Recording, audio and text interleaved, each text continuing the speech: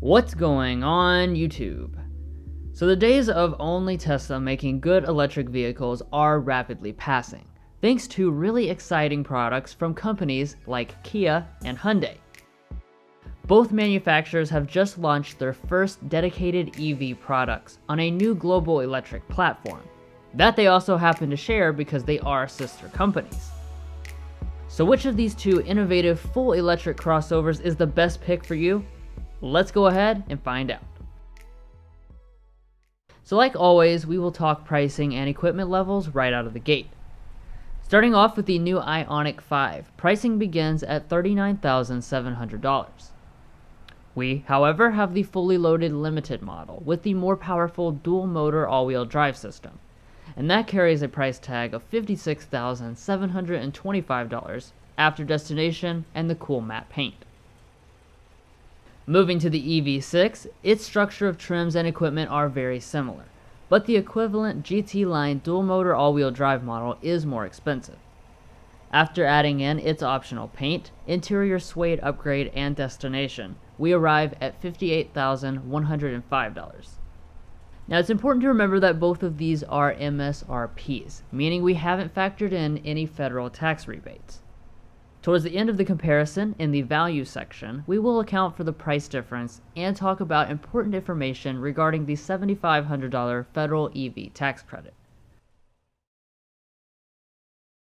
But let's get things going here with the exteriors, where both look futuristic and totally different.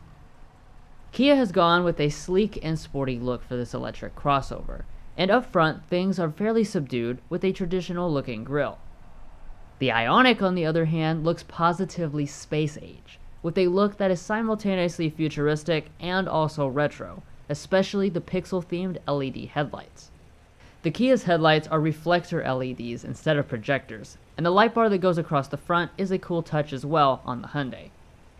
Now heading around to the sides, you can see that neither of them have the traditional crossover shape. They both look low to the ground and almost hatchback-like in appearance, even though a good deal of that is design trickery from elements like their large 20-inch alloy wheels. In the back, the impression both of them make is wow, since they look like nothing else on the road. Design preferences are highly subjective, so we won't go there, but both of them have aerodynamic spoilers, LED taillights, and no rear wipers. Checking out some of the individual features, both of their mirrors have heating, power folding, and blind spot monitoring systems. Extensive safety packages are also included, with forward emergency braking and pedestrian detection, adaptive cruise control, lane keeping assist, and auto high beam headlights. Both also have the latest Highway Drive Assist 2 system, which can handle automatic lane changes now. The Korean automakers continue to lead the industry in warranty coverage, but keep in mind that Hyundai also includes 3 years of complimentary maintenance. Even if that's not as big of a deal as it is in a gas-powered car, it's still less things that you have to pay for. And finally, finishing up the exterior section, the Kia is rated to tow 300 pounds more than the IONIQ.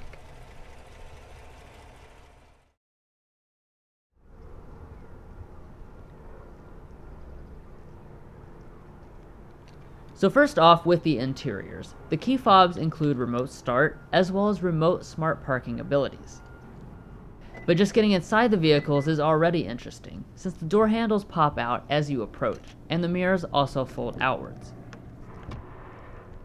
Even as futuristic as the exteriors are, the interiors make an even more eye-catching impression, with the Hyundai being a bit more minimalistic. Starting with the seats themselves, the Hyundai has leatherette seats, and the EV6 also does standard, but we have the optional partially suede black and white seats. Both have 8 ways of power adjustment, memory, heating, and ventilation. The Hyundai does have an advantage though, since its driver's seat has a special full reclining mode for taking a great nap while charging. Once fully inside the cabins, we can begin to inspect the material quality. Both do a great job with fit and finish as well as solidity. Their material choices use a lot of recycled materials, and the mixture of soft touch plastic, leatherette, and stitching seems roughly equal.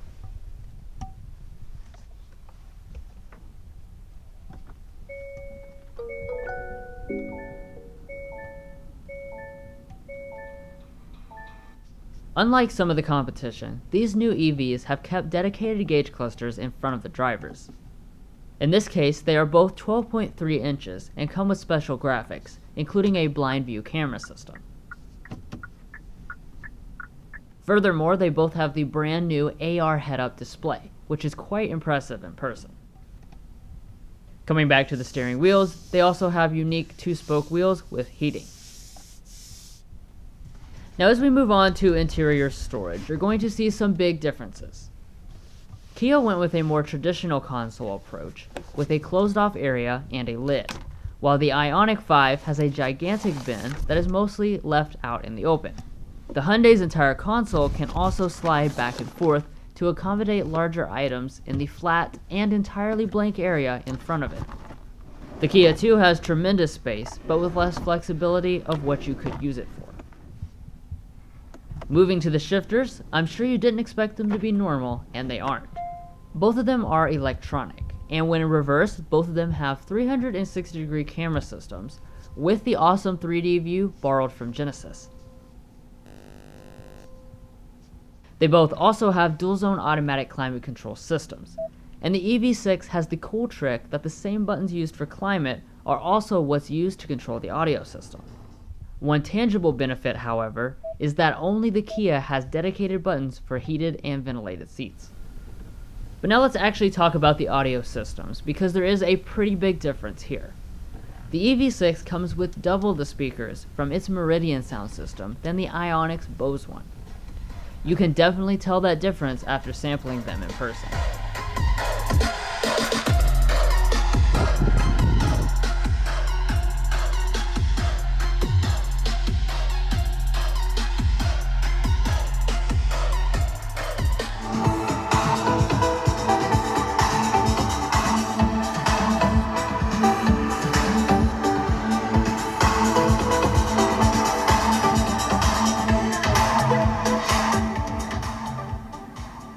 Okay, so next taking a look at the main displays. Both of them are 12.3 inches and have essentially the same software, but with a slightly different look and reversed color schemes. Navigation and wired Apple CarPlay and Android Auto are also included.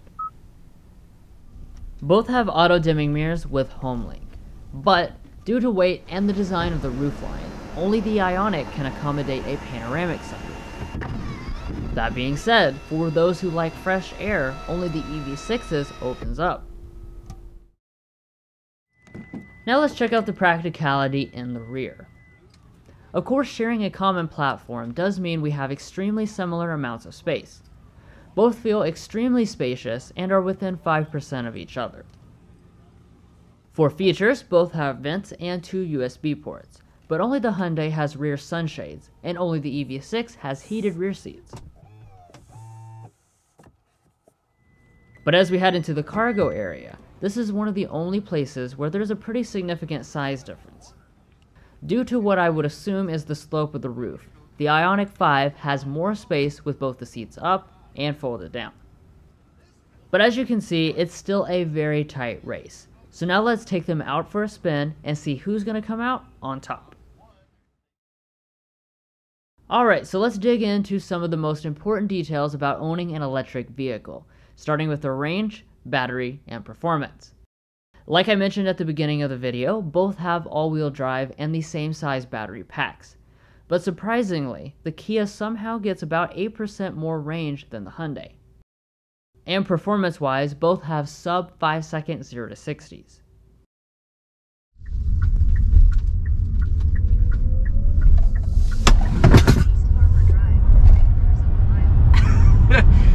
And there right there is 60 miles per hour in the IONIQ 5. Wow. Nice. So as far as the 0-60 figure, it's rated at 5 seconds for this model right here. We have all-wheel drive, and this is the higher-end powertrain.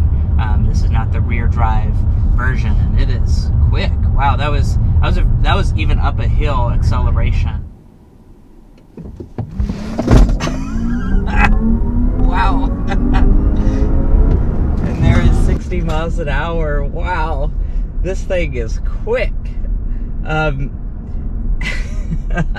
Now, as you would expect out of an electric car, this thing is very quick. It has 320 horsepower, 446 pound-feet of torque, since this is the all-wheel drive with the larger 77.4 kilowatt-hour battery. But this thing really doesn't disappoint. It is really quick, guys. This is actually quicker than the Hyundai IONIQ, and you can definitely feel that extra power just from behind the seat. That 4.6 second 0 to 60, certainly pretty accurate if you ask me. In a quarter mile, turn right onto Alexander Valley Road. And there's 60 up a hill, so... Next, let's talk about our ride and handling characteristics. These two place the emphasis on different elements. So if you're looking for the better handling option, that would be the EV6. But if you're wanting the softer and more comfortable ride, then the IONIQ has the advantage. Ultimately though, neither of them lean too far to either extreme. Alrighty, and you know, even though I'm in the driver's seat, I do want to go ahead and talk about my normal stuff, which would be like the ride quality for this IONIQ 5. You know, just driving it here on the interstate, we don't have the best, you know, loop to give you guys like city driving and all that. We're not from San Diego, you know, we're not very familiar with the area, so we're just going to be cruising here on the highway, which is a perfect example of just how well this vehicle rides. You know, cruising here, it really rides exceptionally well. I mean, we're just kind of going up and down on this bridge right here, and it is doing a fantastic job with the ride quality. You know, comparing, you know, it to its main rivals like the Mach-E, I think this is probably more comfortable than that. Pretty nice driving dynamic. You know, we're going in this California road here. It's pretty twisty, and it feels very planted. It's actually quite an odd experience because you wouldn't expect that out of an SUV with this much cargo space. But the EV6 certainly delivers a really stellar driving experience. You know, just kind of quickly on the seat, steering, it really responds super fast, but it does so in a nice and controlled way. It's not jittery or anything. It just has a quick response. And in terms of comparing it to the IONIQ 5, this definitely feels quite a bit sportier than that model. And instead of fuel economy, let's wrap things up with charging. Both utilize DC fast charging at a segment-leading 350 kilowatts. That's fast enough to add 68 miles of range in just 5 minutes. And if you're using an Electrify America station, it's free on the Hyundai for 2 years. But before this video ends, let's not forget about the money. MSRP-wise, the EV6 is $1,380 more expensive than the IONIQ 5. And since both of them qualify for the full $7,500 federal tax credit, that price difference will remain even if we apply that. As the rules dictate, we will give the IONIQ a half point per $1,000 of difference, or 0.5 points. However, there is still an important consideration I haven't mentioned up to this point. The Kia EV6 is going on sale in all 50 states, whereas the IONIQ 5 is on sale in only 10 zero-emission states.